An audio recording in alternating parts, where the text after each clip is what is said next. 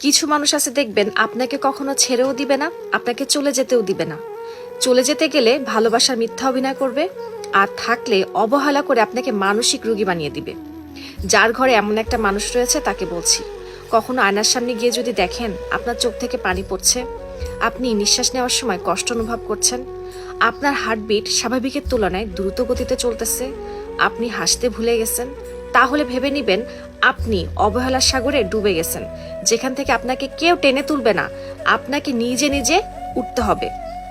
মনে রাখবেন, যে মানুষ আপনাকে অবহেলা করে সে মানুষ কিন্তু আপনাকে কখনো ভালোবাসে না, আপনাকে কষ্ট দিয়ে সে মজা পায়, কারণ সে জানে এই মানুষটাকে শেষ করতে শুধু অবহেলা যথেষ্ট।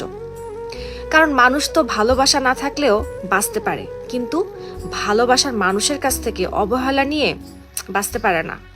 আর এই জন্য যে ভালোবাসা আপনাকে মানসিক রোগী বানিয়ে দেয়, সেই ভালোবাসা থাকার চাইতে একা থাকা অনেক ভালো। অ্যাটলিস্ট আপনি সুস্থ থাকবেন।